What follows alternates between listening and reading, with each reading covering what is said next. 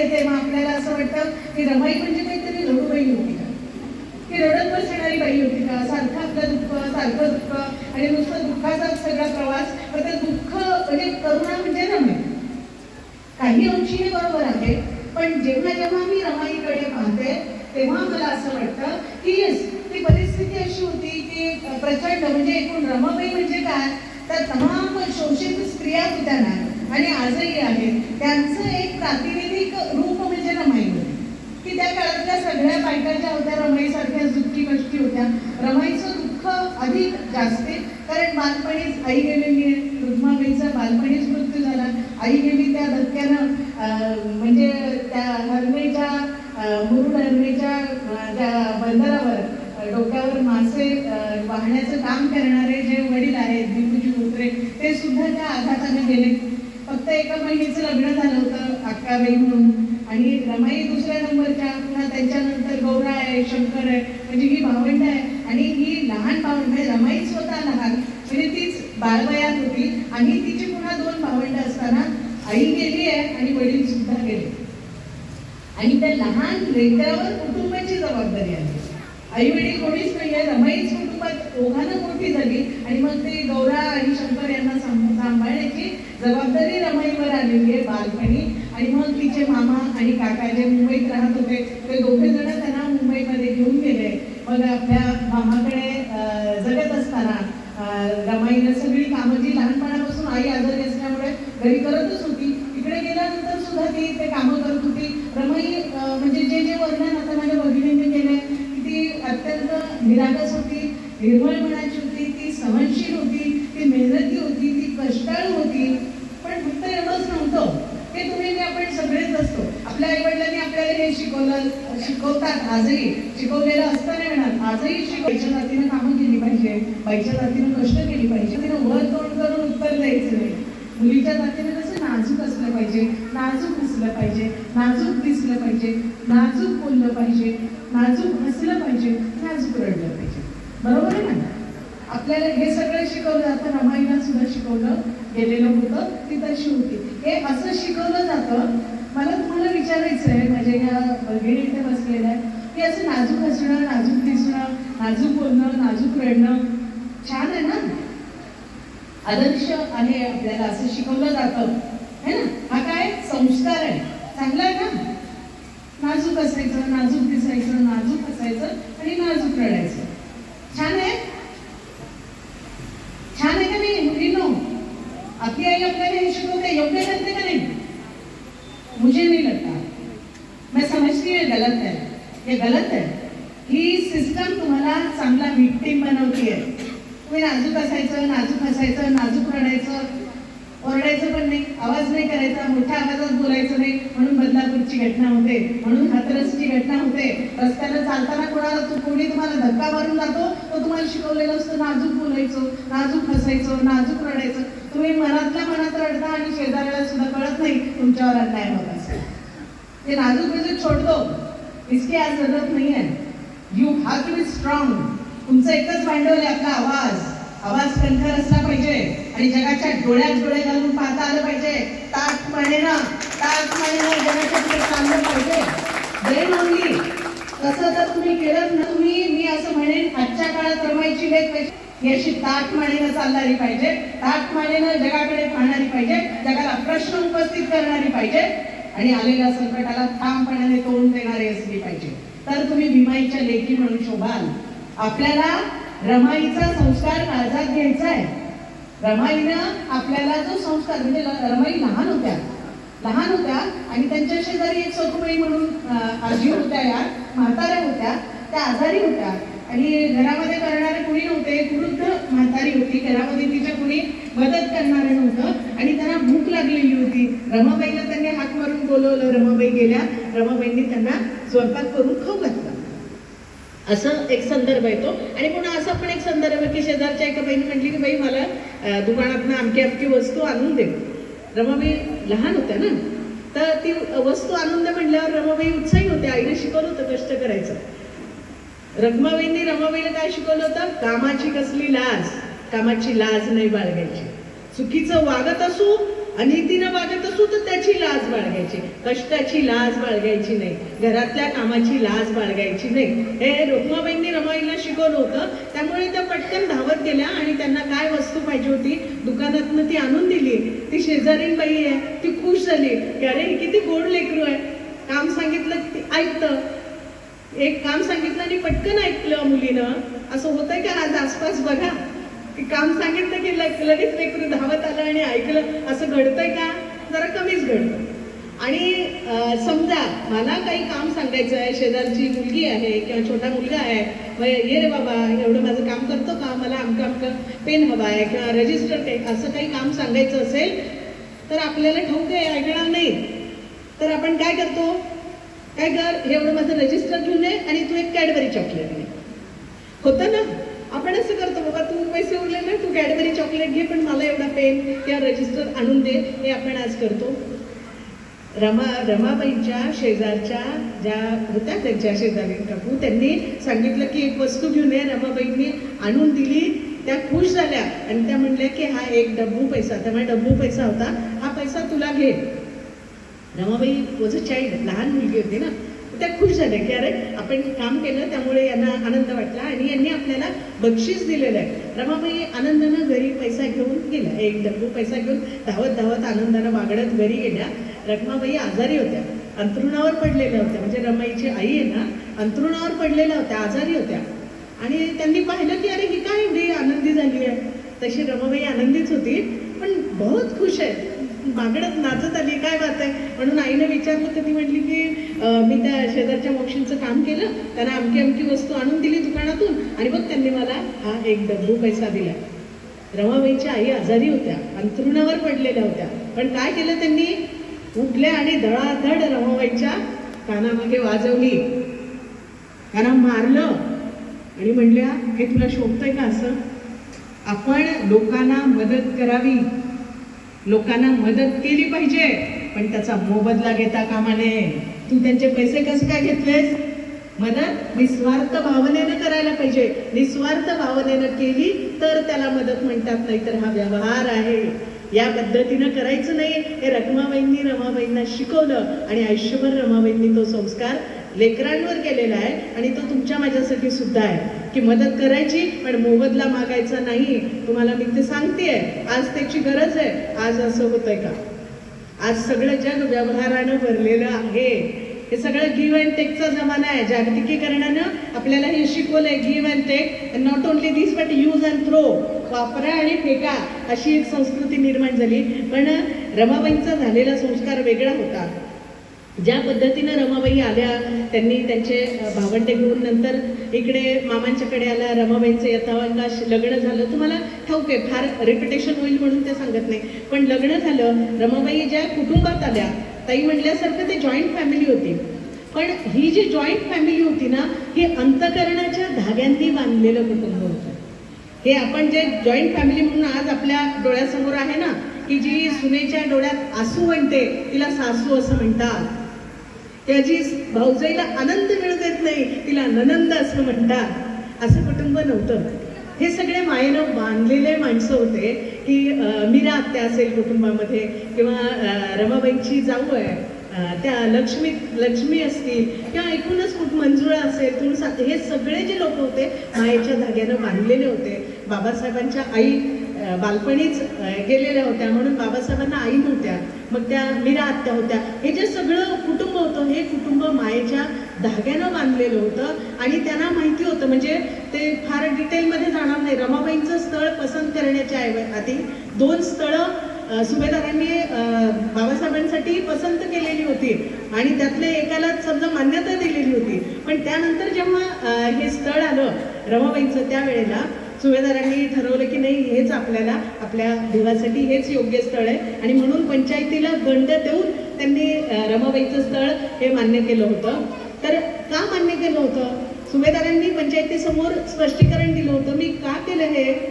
कारण की हे लेकरू अनाथ आहे, रमाबाई अनाथ आहेत आणि म्हणून आम्ही असं ठरवलं की बाबा रमाबाईंनीच आपल्या देवासाठी योग्य आहे. या पद्धतीनं ते घडलं आणि ही मोठी गोष्ट आहे ही खूप मोठी गोष्ट आहे. म्हणजे आता बोलताना आपण म्हणतोच की नाही का यशस्वी पुरुषामागे एक स्त्री असते वगैरे वगैरे जे आहे. तर इथे आपण जेव्हा बाबासाहेबांच्या जगण्याकडे पाहतो, रमाईच्या जगण्याकडे पाहतो, तर आपल्याला असं दिसतं की रमाईचं जे जगणं आहे ते खरोखर दुःख होती. आई वडील वारले, मोठे जेठ वारले, सासू सासरे वारले, इतकंच नाही स्वतःची 4 लेकरं मातीआड करावी लागली.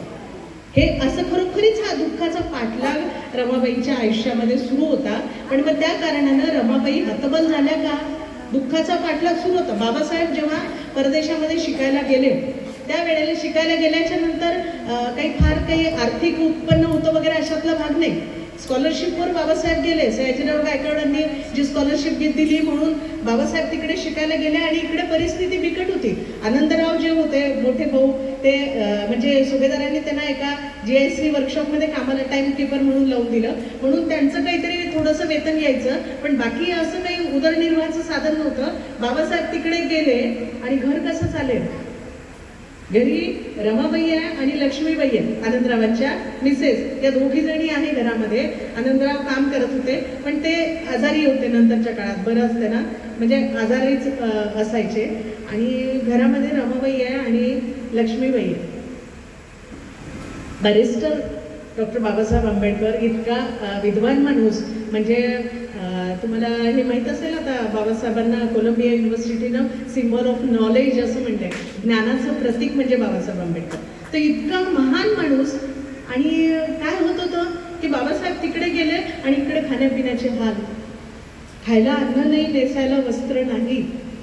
खायला अन्न नाही, काय करायचे हे माहिती आहे का? म्हणजे एक भाकरी पुरुषांना घरातल्या एक भाकरी द्यायची आणि चतकोर भाकरी यांनी खायची. दोघी जावा चतकोर भाकर आणि बाकी पुरुषांना एक भाकरी द्यायची, किंवा मुलांना अर्धी भाकर. म्हणजे इतकं सगळं एकदम कार्यक्रम भयंकर होता. मग या परिस्थितीमध्ये की खायला अन्न नाही आहे आणि मग हे घर कसं चालेल, काय करायचं? रमाबाईंना दिवस गेलेले होते आणि लक्ष्मीबाई सुद्धा, त्या सुद्धा प्रेग्नंट होत्या.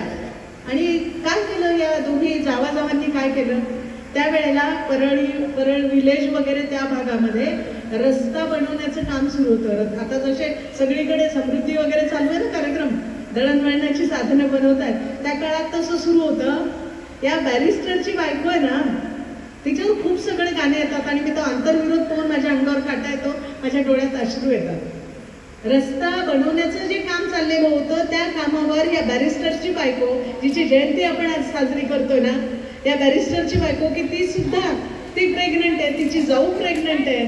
आणि या अवघडलेल्या 2 मुली आहेत, या रस्त्यावर खडी टाकायच्या कामाला जात होत्या.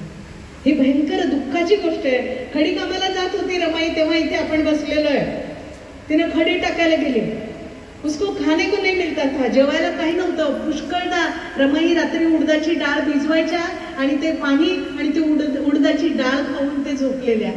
खूपच भूक लागत असेल तर पोटाला गच्च असं बांधून घ्यायच्या की भुकेची जाणीव होणार नाही.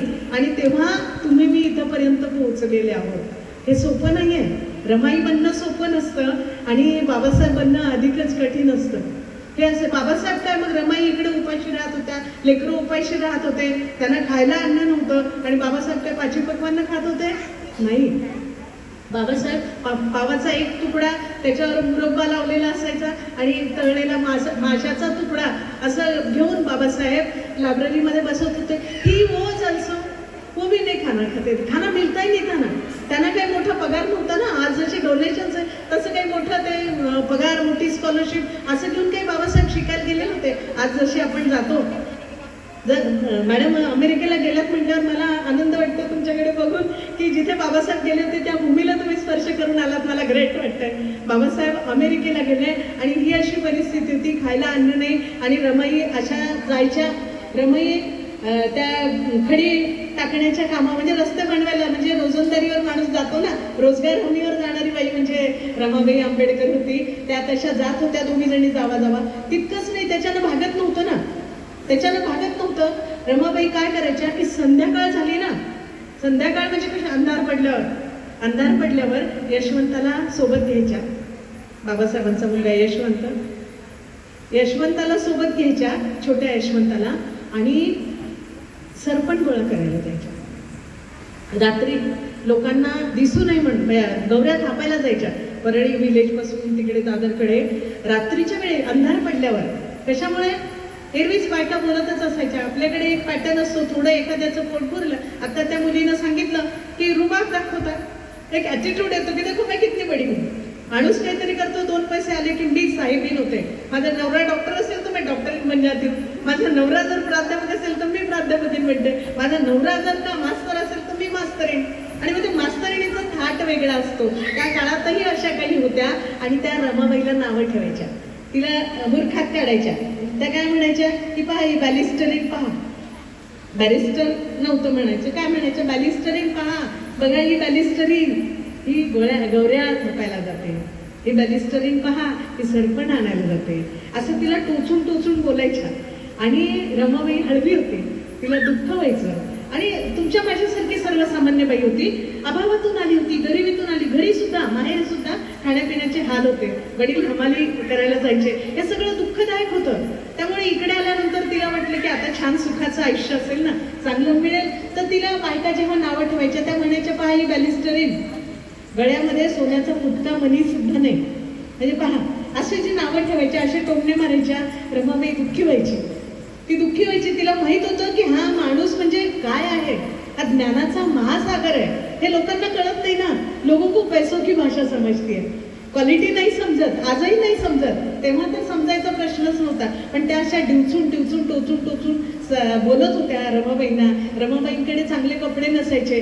दांड जे इथे बसलेले माझ्या माय भगिनींना माहीत असेल, फाटके लुगडे 2 लुगडे जोडून ती साडी नेसायची. दांड घातलेलं लुगडं रमाबाई नेसायच्या आणि गौऱ्या आणायला जायच्या. सकाळी सकाळी लवकर उठायच्या आणि सरपण गोळा करायला जायच्या. लोक जागे होण्याच्या आधी सरपण गोळा करून आणायच्या आणि लोक झोपल्याच्या नंतर गौऱ्या थापायला जायच्या. अंधार पडल्यावर कोणाला कळू नये, कारण त्यात साहेबांचं नाव जात होतं ना.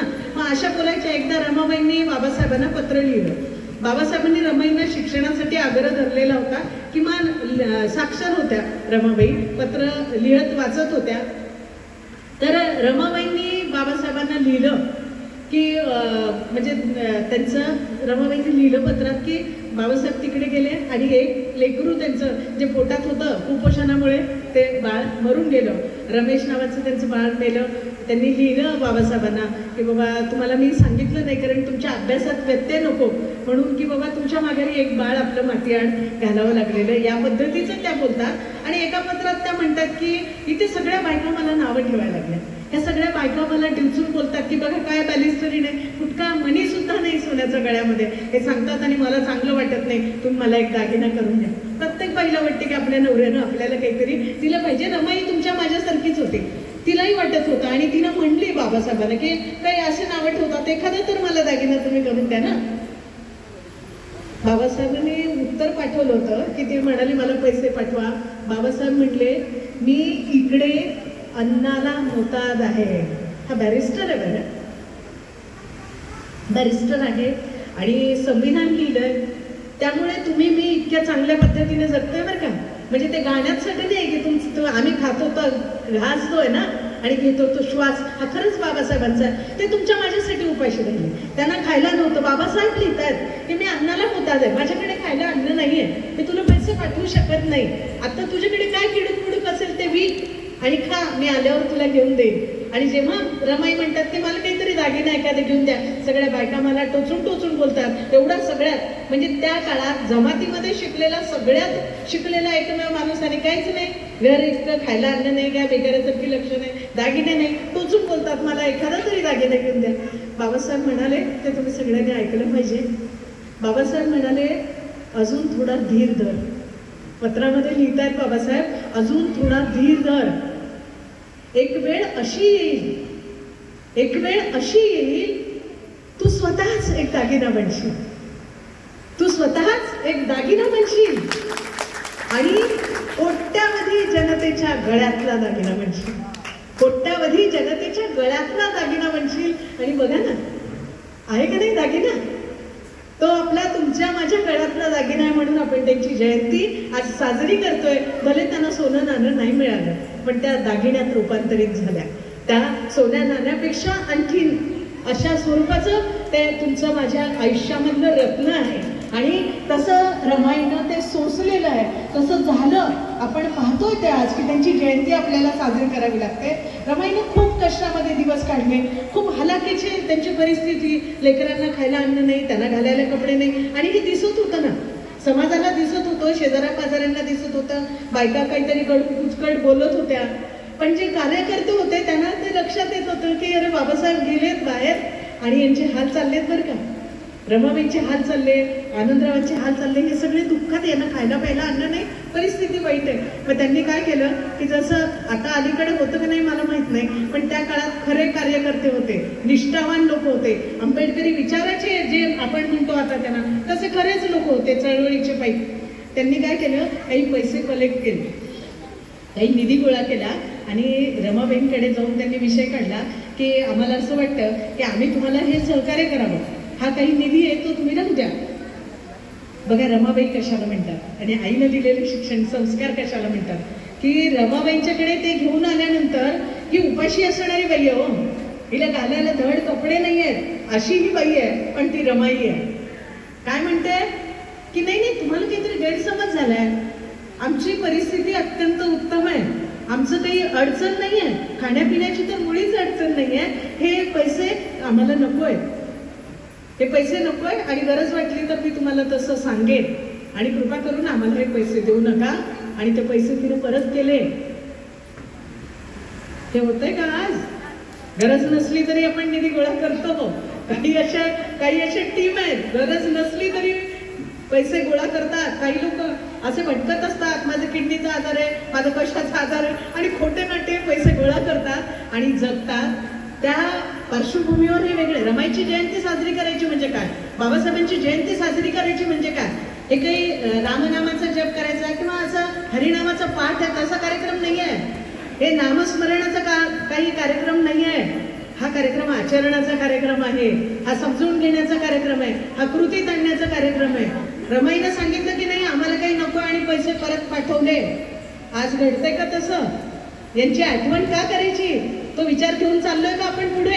आपण खरंच रमाईचे पाईक आहोत का? आपण खरंच बाबासाहेबांचे पाईक आहोत का?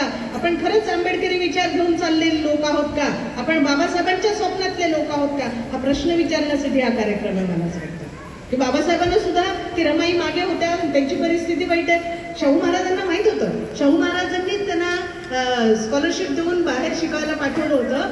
शाहू महाराज बाबासाहेबांना म्हणाले, बाबासाहेबांना ते म्हणाले, म्हणजे रमाईला ते बहीण म्हणत होते.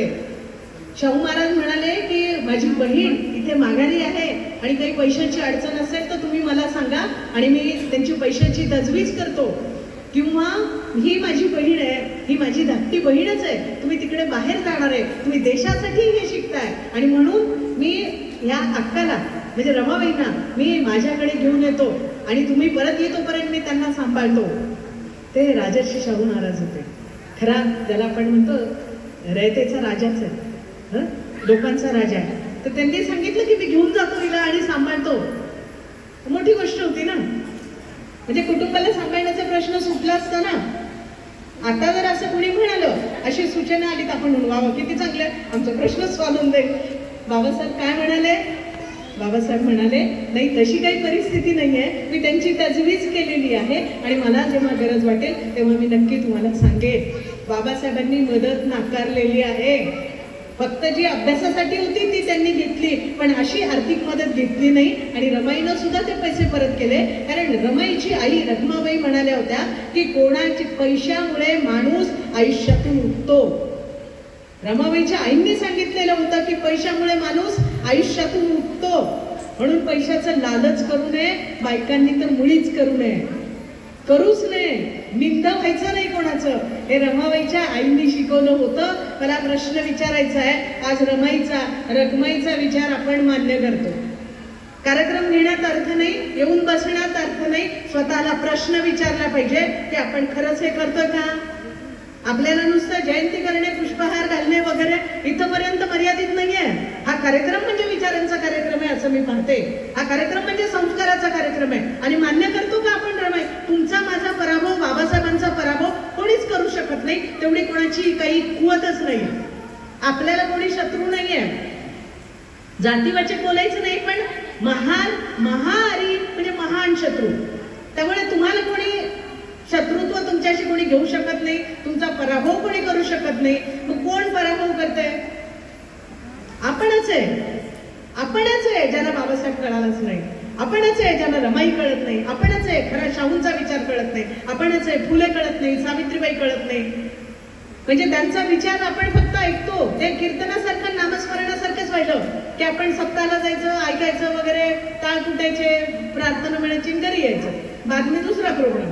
हे तसं व्हायला लागलंय काय विचारा. कारण रमाईनं पैसे परत दिले सखूबाईचे की नाही गड्या, मला माझ्या आईने सांगितले कोणाचे पैसे घ्यायचे नाही. बाबासाहेबांनी कुटुंबाला सांभाळण्याची मदत नाकारली. रमाबाईंनी कार्यकर्त्याकडून निधी घ्यायचं नाकारलं. आपण काय करतोय?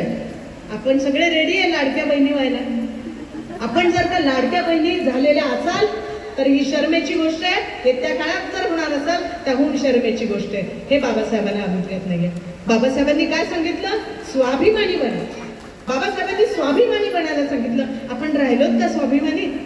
तसं झालं असतं ना, अशा पद्धतीने बदल घडला नसता. काहीतरी फुले शाहू आंबेडकरांचा विचार असणारे लोक आपण आणले असते ना.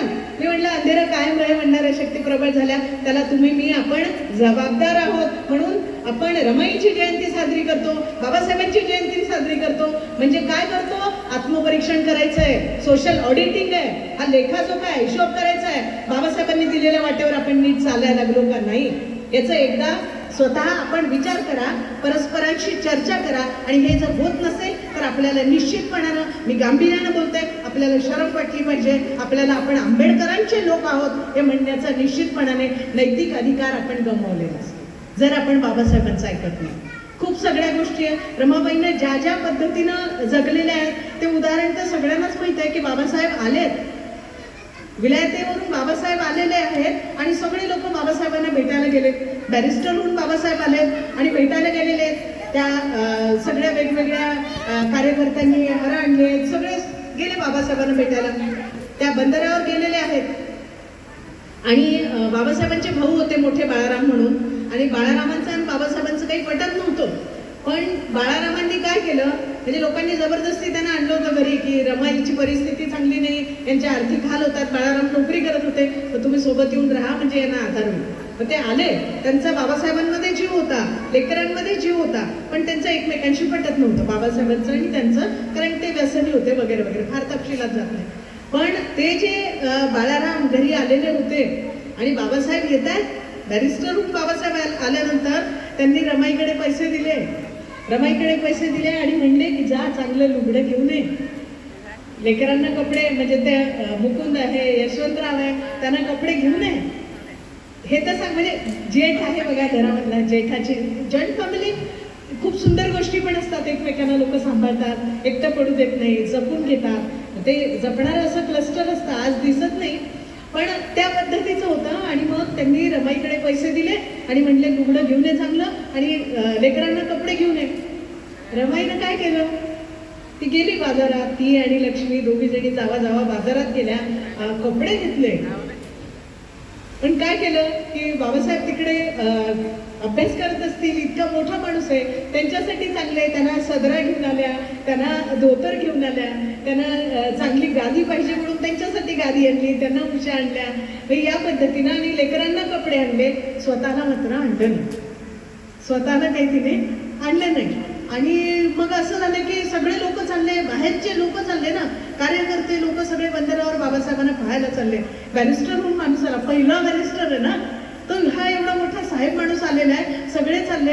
आणि रमाईची मग पंचायत झाली.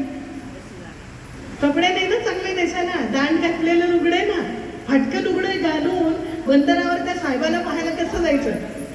ही इतकी परिस्थिती बिकट. रमाबाई कोकणातल्या होत्या, आपल्याला माहितीये. काय केलं रमाबाईने, म्हणलं नुसती रडणारी बाई नाही, त्या प्राप्त परिस्थितीवर मार्ग काढत होत्या.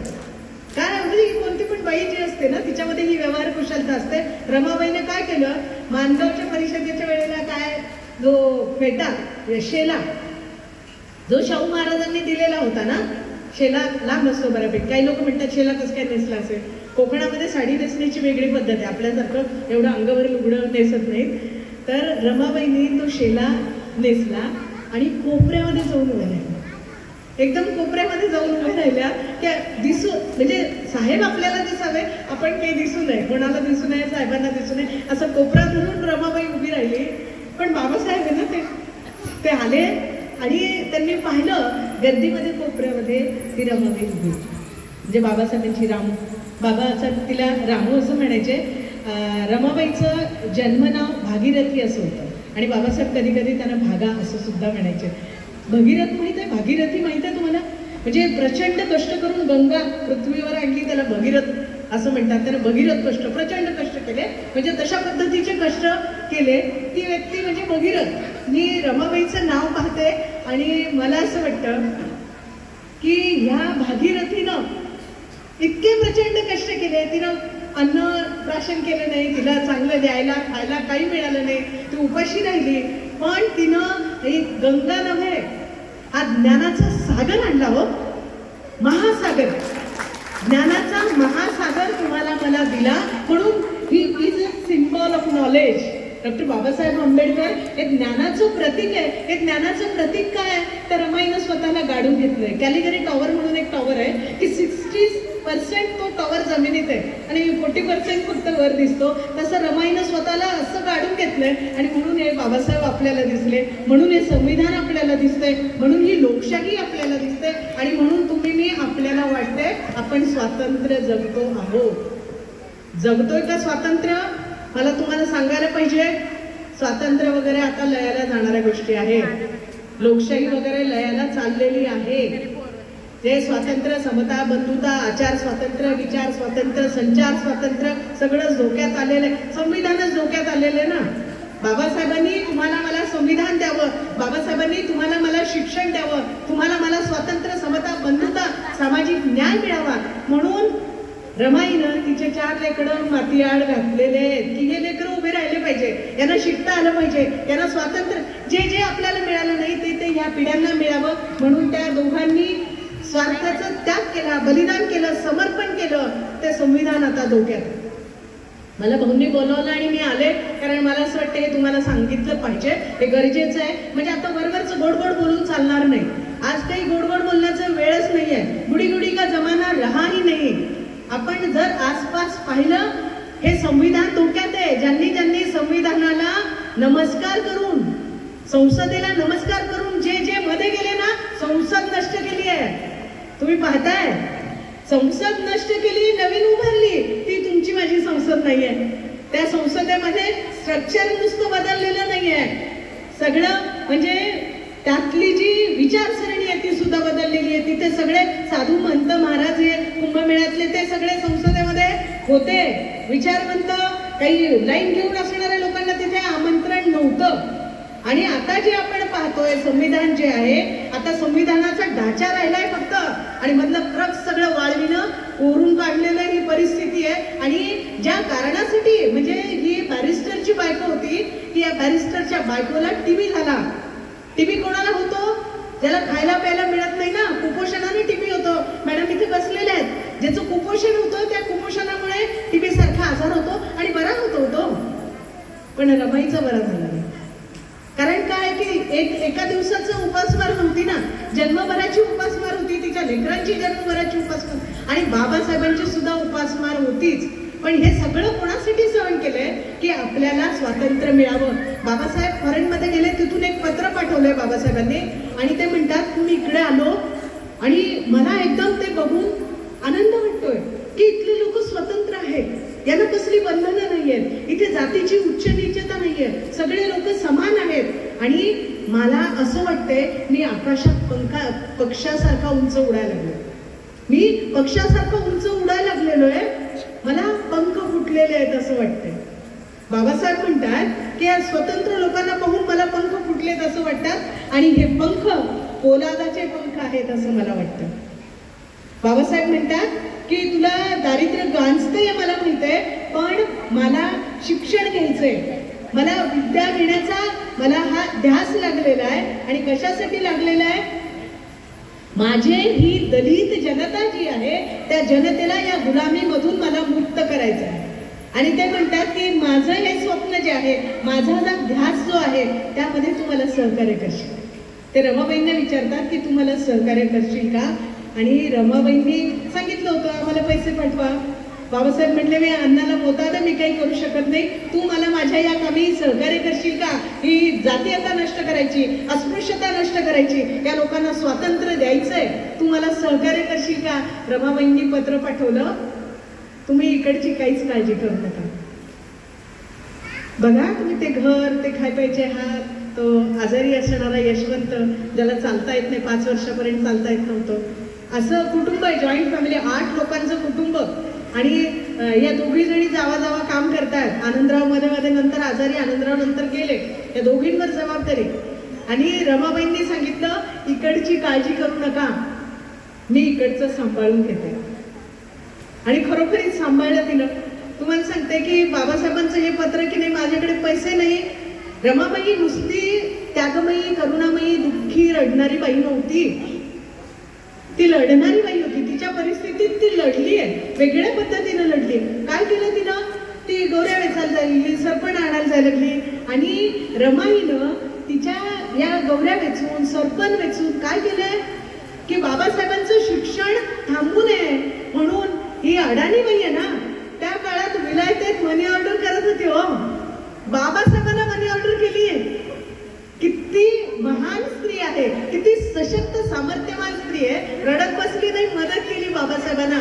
म्हणजे अशा पद्धतीचे श्रम केले म्हणून बाबासाहेब शिक्षण पूर्ण करू शकलेले. आणि हे सगळं करून रमाईना काही आयुष्यामध्ये आनंद असा काही मिळाला असं मला दिसत नाही. हे आता जयंती आहे ना, सकाळपासून ते आता ताईंनी सांगितल्याप्रमाणे त्या मीडियामध्ये वेगवेगळे गाणे आणि नांदणं नांदणं माझ्या रमाचं नांदणं, आणि भीमाच्या अंगणी, भीमाच्या अंगणी जसं टिपूर चांदणं, मुझे बुरा लगता है, मुझे रोना आता है, मला रडायला येतं, माझ्या अंगावर शहारा येतो. असं काही टिपूर चांदणं नव्हतं, काळोखातलं जगणं होतं. आणि असं काही सुखानं नांदणं असं काही तिच्या वाट्याला आलं नाही. ती कष्टामध्येच राहिली, कष्टामध्ये जगली आणि कष्टामध्येच तिचा मृत्यू झाला. ते फक्त कंबर कसून बांधणं होतं, ते जुनेर लुगड्याचं कंबर कसून बांधणं होतं, आणि ते 2-3 भाकरी रांधणं होतं, आणि तसंच टिपूर चांदणं नव्हतं. हे मला तुम्हाला सांगायचं. नाचण्यासारखं काही नाही, ही खरखरीच वेदनांची गाथा होती. पण तुमच्या माझ्या काळजापर्यंत पोहोचते का हा प्रश्न आहे. रमाईचं दुःख तुम्हाला मला पोहोचतंय का नाही, या लेकरांना कळणार आहे का नाही, हे सांगण्याची जबाबदारी आपली आहे. आज आपण सुखात आहोत ना. मी म्हणत असते रमाईचं मला शेर आठवतो की दुनिया भर के दर्दों का जवाब हो गए, दुनिया भर के दर्दों का जवाब हो गए, और काटे सहते सहते हम गुलाब हो गए. रमाबाई म्हणजे काय की काटे सहते सहते हम गुलाब हो गए.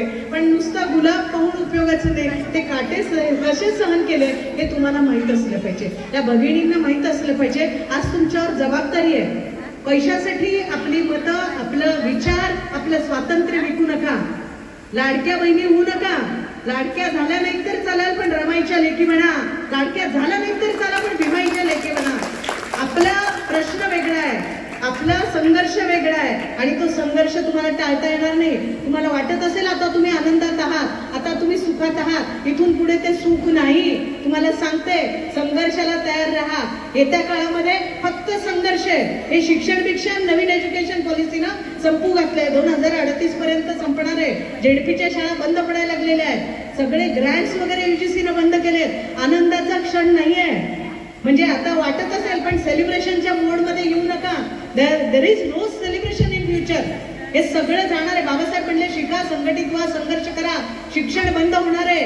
KG to PG काय डोनेशन चाललंय, इथून पुढे आपल्याला देणं शक्य होणार नाही. जेडपीच्या महानगरपालिकेच्या शाळा बंद होतात. खाजगी शाळेत आपण लेकरांना पाठवणार नाही. हे जे लेकर आहे आज ते शाळा महाविद्यालयात येत नाही. मी प्राध्यापक आहे, वर्गात येत नाहीत लेकर. हातात कसले कसले गंडे दोरे टिळे बिळे लावून इकडे तिकडे कॉलेजच्या त्या कॅन्टीनमध्ये हिंडतात, पण वर्गात येत नाही. आपल्याला लाजा वाटलं पाहिजे.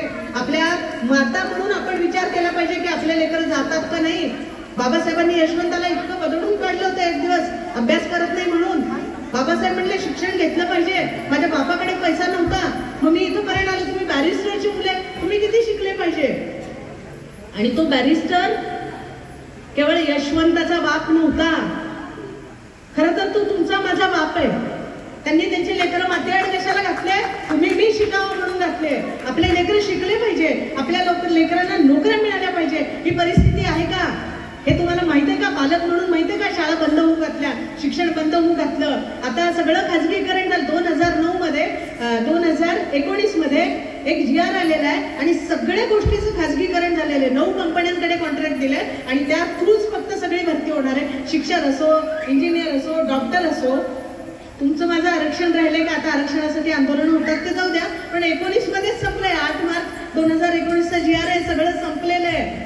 पण तुमचा माझा बुद्धिभेद करण्याचा कार्यक्रम सुरू आहे. मग आई म्हणून खरंच आपण रमाबाई सारखं लेकरांकडे लक्ष देणार आहोत का? सावित्रीबाई सारखं लेकरांकडे लक्ष देतोय का? आपण आपल्या लेकरं शाळा महाविद्यालयात जात आहेत का नाही ते पाहतोय का? कारण बाबासाहेब म्हणले शिका. शिक्षण होणार आहे का? जर होणार नसेल यासाठी सुद्धा रस्त्यावर यावं लागेल. बेसिकली संविधान हा तुमचा माझा प्राणवायू आहे. तो प्राणवायू गोठवण्याचं काम सुरू आहे. हे गांभीर्याने लक्षात घ्या. येत्या काळात तुमच्या माझ्या गळ्यात गाडगं आणि कमरेला फडा येऊ घातलाय. फक्त तो कसा आहे? या व्हर्च्युअल रियालिटी सारखा आहे, दिसत नाही. तो दिसणार नाही, but it is here, it is there. ते होणार आहे. आपल्याला त्या पद्धतीने जोहार मायबाप जोहार म्हणण्याची वेळ घेऊन आली आहे असं तुम्हाला मला सांगायचं आहे. आणि ते सांगण्यासाठीच मी इथे आली आहे. म्हणून मला या माय भगिनींना विनंती करायची आहे, फक्त आनंदाचा उत्सव करण्याचा काळ नाही आहे, तर तुम्हाला कष्ट करण्याचा काळ आहे. बाबासाहेब म्हणले संघर्ष करा, संघर्ष करा, संघर्ष करा. संघर्षाशिवाय आपल्याकडे दुसरं काहीच नाही. आणि येत्या काळात तेच करावं लागेल. फक्त नुसतं बसून कार्यक्रमामध्ये आनंदानं एन्जॉय करू नका. लेकरांच्याकडे लक्ष द्या, त्यांना खरंच शिकवा, त्यांना खरंच संघटित करा आणि संघर्ष करायचं मार्गदर्शन करा. ते जर कराल तरच येत्या काळात खरं आहे. नाहीतर पुन्हा आपले पहिले दिवस आले ते विसरू नका. हे सांगण्यासाठी मी इथे आले. आपण मला बोलावलं, आपण माझं ऐकून घेतलं. मी आपले मनपूर्वक ऋण व्यक्त करते. आपण ज्या पद्धतीनं हे उपक्रम राबवत आहे तुम्हा सगळ्यांचं मी मनपूर्वक कौतुक करते, अभिनंदन करते. भावांनो आणि बहिणींनो, याची नितांत गरज आहे. आता याचीच गरज आहे. सेलिब्रेशन, नाच गाणे, रमाईच्या नांदनावर लावणीसारखे डान्स सुरू. रमाईच्या दुःखाच्या विषयी बोलताना तुम्ही लावण्या जर करायला लागले ना, आपल्या लेकी जर लावणी करत नाचायला लागल्या. अरे बाबासाहेबांनी मिलिंद PS सोसायटी उभी केली तेव्हा नाचणाऱ्या लोकांनी पैसे घेऊन बाबासाहेबांकडे आले होते. ते म्हणे मी नाचाचे पैसे घेणार नाही. नाचून कोणी आमची लेक बाळ बोर्डावर नाचून पैसे तुम्ही आणून देत असाल, ते पैसे घेऊन मी माझी संस्था उभी करणार नाही, हे बाबासाहेब म्हणायला लागले. आणि आपल्या लेकी बाळी रमाईच्या जयंतीला लावणी जर करत असतील तर ही खूप भयंकर आणि लाजिरवाणी. हा पराभव आहे. आपला पराभव आपण करतो, हे दुसरे नाही करू शकत, आपण करतो. कारण आपण खरा बाबासाहेब समजून घेत नाही, खरी रमाई समजून घेत नाही, तिची शक्तीस्थळ काय समजून. ती रडली नाही नुसती, ती लढली सुद्धा, ती उभी राहिली. बाबासाहेबांना तिने सपोर्ट केला. असे सपोर्ट सिस्टम म्हणून उभ्या राहा. म्हणजे आपल्या काळजामध्ये रमाई पाहिजे, तिची करुणा आपल्या अंतकरणात असली पाहिजे, पण आपल्या आचरणात भीमराव असला पाहिजे, म्हणजे भीमाई असली पाहिजे. भीमाई सारख्या आपल्याला कणखर भीमाच्या वाघिणी आपण बनलं पाहिजे आणि अंतकरणात आपल्या रमाईची करुणा असली पाहिजे. हे घेऊन आपण पुढे जाऊया हे या प्रसंगी सांगते. आणि मला आपण बोलवलं त्याबद्दल पुन्हा एकदा ऋण व्यक्त करते, थांबते. तुम्हाला रमाईच्या जयंतीच्या अनंत शुभेच्छा. जय